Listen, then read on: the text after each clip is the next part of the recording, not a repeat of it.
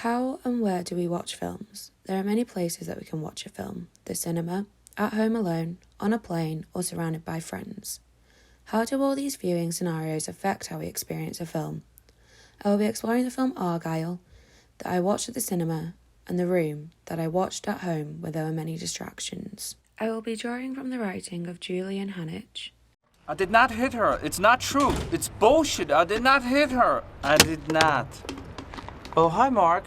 The Room is considered a cult film. A few of my peers went to a viewing of The Room, where the director Tommy Wiseau was there. The Room is considered as a so bad it's good film. You're tearing me apart, Lisa! Why are you so hysterical? I'm sure in a collective viewing, The Room would be an enjoyable watch due to an expressive audience. Everyone there would have had a common goal of watching this particular film, and would have shared a we intention. But what is a we intention? Hanich describes it as an intention and commitment into watching the film jointly. There are different levels of we intention: strong, medium, and weak. A strong we intention is the group of people you go with, like friends and family, and a weak one is the other anonymous spectators who are there in the audience with you. My peers who went to the viewing of The Room had a strong we intention, but also shared a medium we intention, a fan base that may not know one another but have all gone to the specific viewing. There have been multiple cases of spectators taking spoons to showings of The Room. Due to it being a low-budget film of $6 million, some of the photographs they used in picture frames were artistic paintings of spoons, so when they were shown on screen, the audience would throw spoons at it.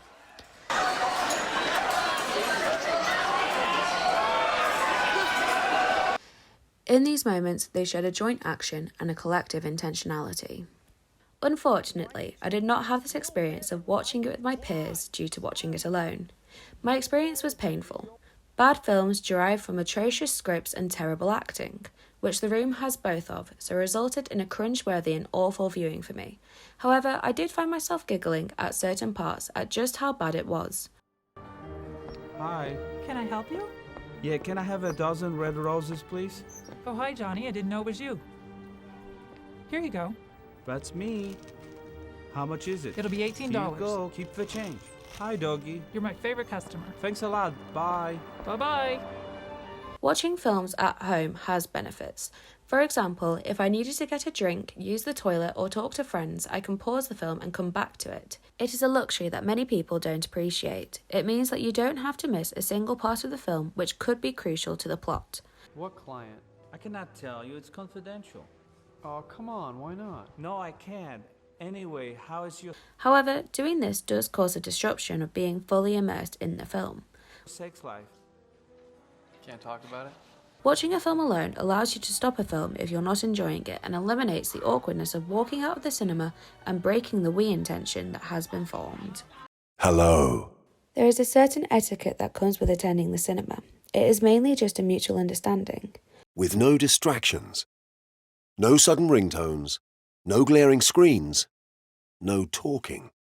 So sit back, relax, switch off your phone, and switch off from the outside world.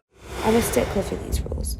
I go to the cinema to watch the movie and be fully immersed, so when someone breaks the rules, Hanich describes it as their attention and our attention are not joint. When I went to the cinema to watch Argylle, I went with two of my friends, one of which doesn't usually go to the cinema. On multiple occasions, he tried to speak to me and make passing remarks about the film, and every time he did it, it snapped me out my immersion of the film. Julian Hanich gives the explanation that even those who feel included in terms of the aesthetic judgment might still feel a rupture with regard to joint action, because commenting verbally on the film involves acting differently from attending to it in silence. So every time he did speak, I just tried to ignore him and stay focused on the film, because that is what I and everyone else in the cinema spent their hard-earned money on, not just so we can listen to him saying his opinions, which I would have asked for after the film ended.